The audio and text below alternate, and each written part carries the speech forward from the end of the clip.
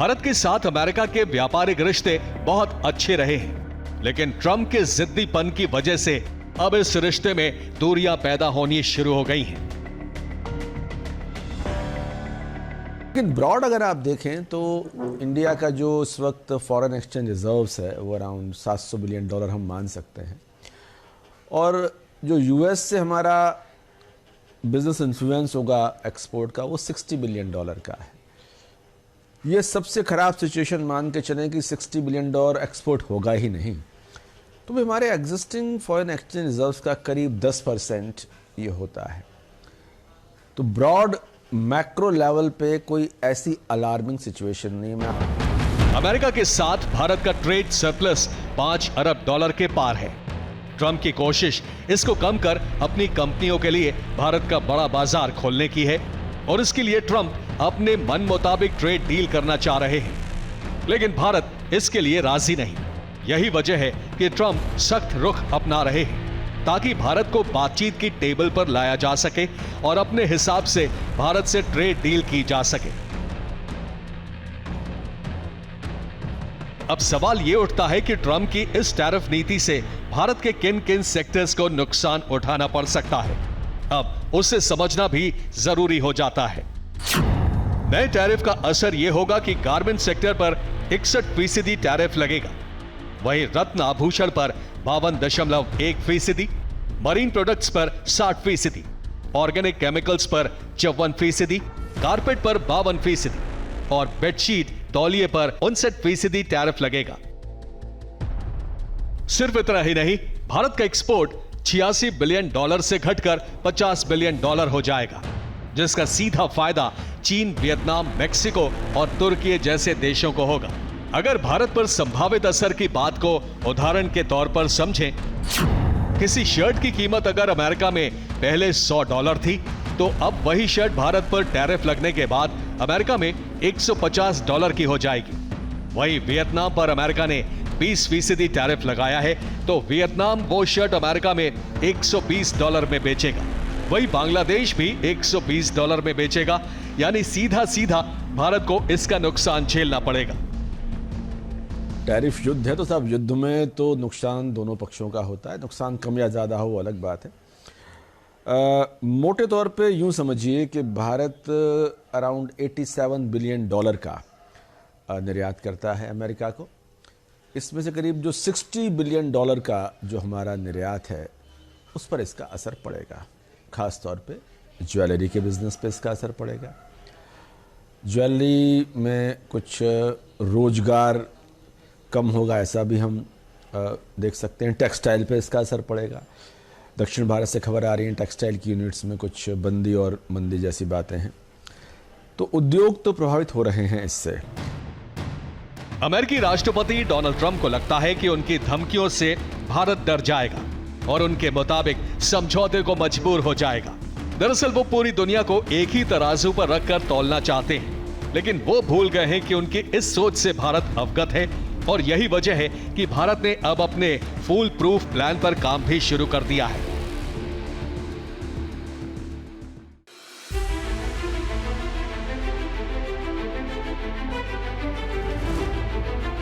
America पर निर्यात की निर्भरता कम करने के लिए भारत ने दुनिया के और दरवाजों पर दस्तक देना शुरू कर दिया है।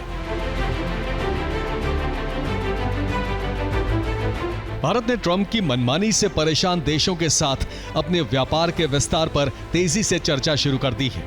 यही वजह है कि पीएम मोदी 7 साल बाद चीन के दौरे पर जा रहे हैं, जहां वो एससीओ समिट में हिस्सा लेंगे। साथ ही भारत रूस के साथ अपने रिश्ते और मजबूत कर रहा है, और जापान ने आज ही भारत के गुजरात में 5 सालों में 70,000 करोड़ के निवेश के प्लान का ऐलान किया है। दरअसल आज प्रधानमंत्री नरेंद्र मोदी गुजरात के हंसलपुर में मारुति सुजुकी के कार प्लांट में पहुंचे थे। यहां उन्होंने मारुति सुजुकी की ई विटारा को एक्सपोर्ट के लिए फ्लैग ऑफ किया, यानी हरी झंडी दिखाई। ये मारुति सुजुकी की पहली इलेक्ट्रिक कार है। ये गाड़ी पूरी तरह से भारत में ही बनी है और इसे यूरोप और जापान समेत 100 से ज्यादा देशों में निर्यात किया जाएगा।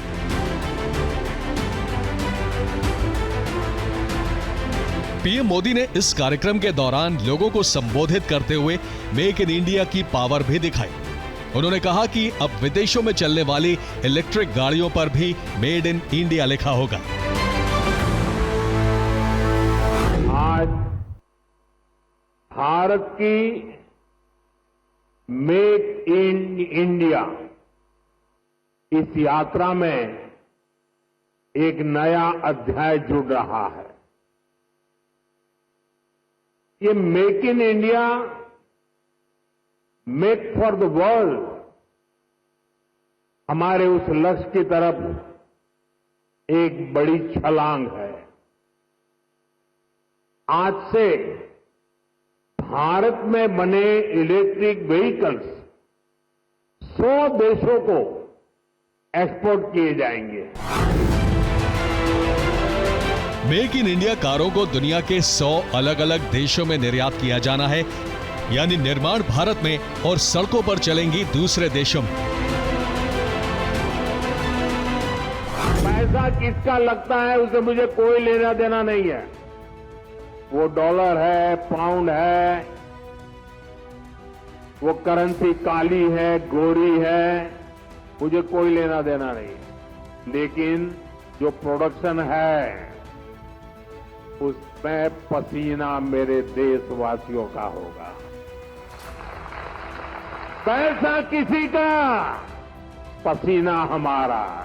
जो प्रोडक्शन होगा उसमें महक मेरी देश की मिट्टी की होगी, मेरी भारत मां की होगी।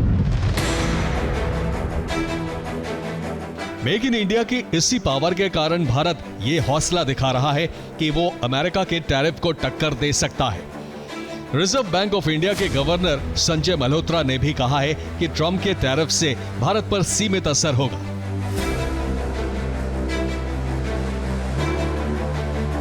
आरबीआई गवर्नर ने साफ कर दिया है कि अमेरिका की टैरिफ का भारत पर ज्यादा असर नहीं होने वाला और भारत तेजी से तीसरी अर्थव्यवस्था बनने की ओर बढ़ रहा है।